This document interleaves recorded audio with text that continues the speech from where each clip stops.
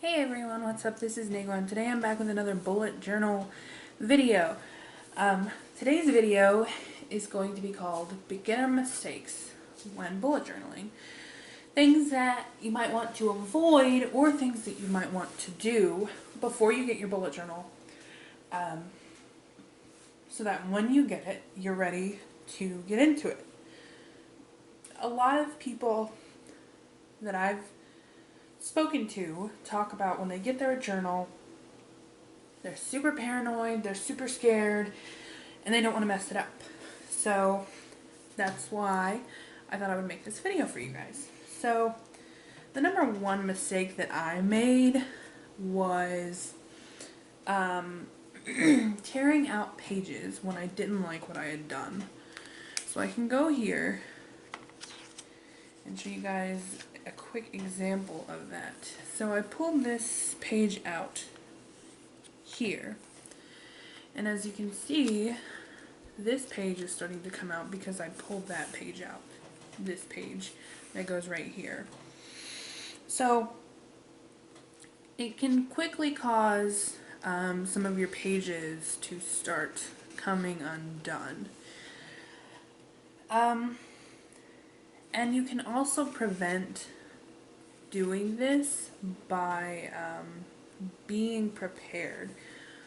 When you have all of the supplies that you're going to use to put your journal together, you're less likely to make a mistake. You see everything right in front of you.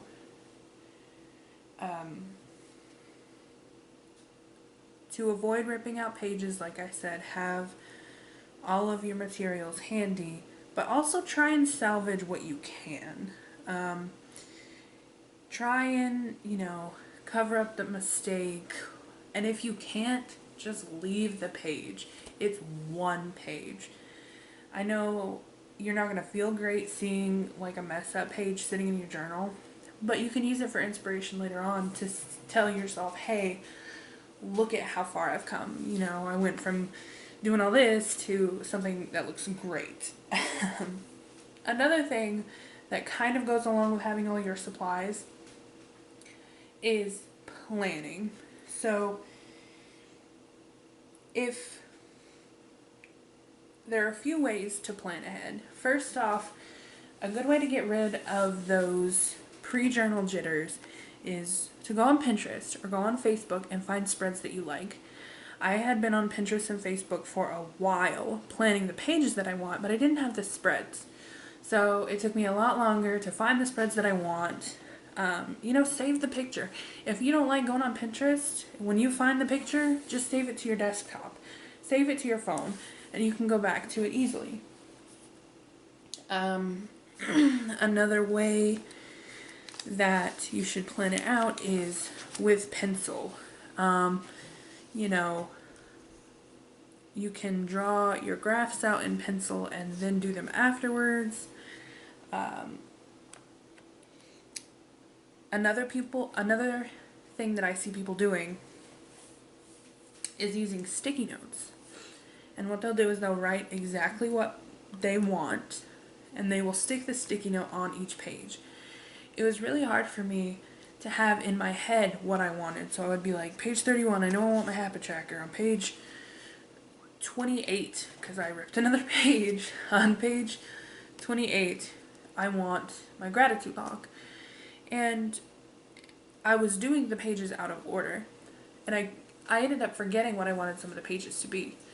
So get sticky notes, write what you want on what page, stick it on there, and then you can just go to each page as you come to it.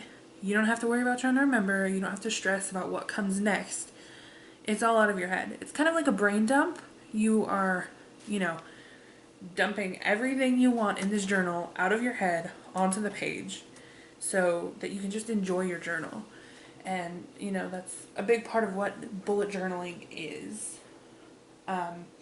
Like I said, plan how you want your spreads ahead of time because it'll be less stressful when you get that journal in the mail. Save pictures, sticky notes. Those are all things that really help with the new journal jitters. Another problem that I had, one of the reasons that I ripped out a page earlier on, and a reason that I have smears, I don't know if you guys can even see, smears all in my habit tracker, is because I was using the wrong tools. Earlier on I tried to use gel pens that just would not dry, so it ended up messing up 2 of my pages. Here I didn't have an actual ruler, so I was using a sticker sheet, and those have like the sheen on them, so of course it smeared. So one thing you can do to alleviate the pen problem is you can have a test page. A lot of people have these in their journals, and I used this to show off my new Stedler pens in my last bullet journal video. But just have a test page where you test the pens, and you can have this page empty too, so that if it smears onto this page, you'll know about it. If it, you can see how badly it's going to ghost, if you know, if that's really important to you.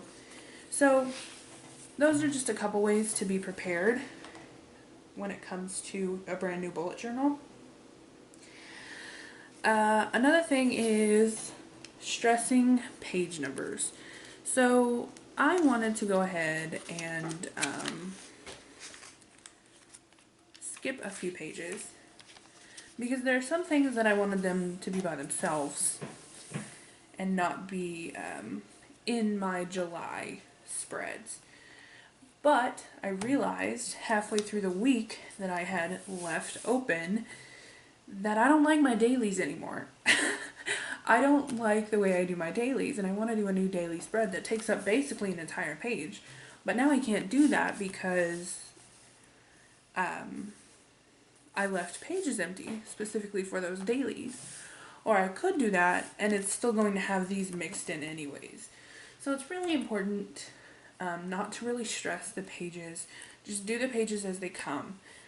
Just flip to the next page, write it down, and then, you know, you can mark it in your index. I really suggest having an index. And when I get washi tape, I'm also going to include those as bookmarkers. A lot of people use them as bookmarkers so that they can know this is where a month starts, this is where a month ends, that kind of thing. So another thing is using a key. In here you see I don't have a key, I just use a bunch of squares. I quickly realized that that was not going to work for me. There are so many things that I want to do and so many things that I do that I really need a way to tell what's what. So I have a YouTube, phone to do. Phone to do's are generally pretty quick, so I can run to that in my journal and do it like that if I only have a few minutes. Something I want to work on for my blog, something I want to work on for my bullet journal, YouTube. Today's research is something that I just wanted to incorporate with my to research page. So a key is really what you make it, and it's really how you use it. And like I said, at first I didn't think I needed one, but it's really come in handy, and it's really helped me focus on the things that I want to focus on. So like my YouTube channel is improving, and I'm going to add a few more trackers in next month. I'm going to do an August plan with me where I set up August, and I'll have you guys with me. I'll show it off. But for now, this is basically what's increasing my YouTube productivity. So if you just want a little box and you just do boxes, or the boxes, triangles, circles, I think those are the main ones that come with the bullet journal system, or that are suggested with a bullet journal system, then that's perfectly fine. That's your option. But you should definitely use some sort of key. So this is my bullet journal beginner advice, what to do, what not to do. I hope it helps some of you get over the new journal jitters. I hope it helps some of you jump right into your new journal without all the stress. So yeah, if you like this video, please leave a like. Thanks for watching. Bye. Did you like this video? Please leave a like down below. If you want to see more like it, follow the link here or subscribe for more videos. If you want to see some of the other stuff I do, check out my other channels, also linked below. Thank you so much for watching.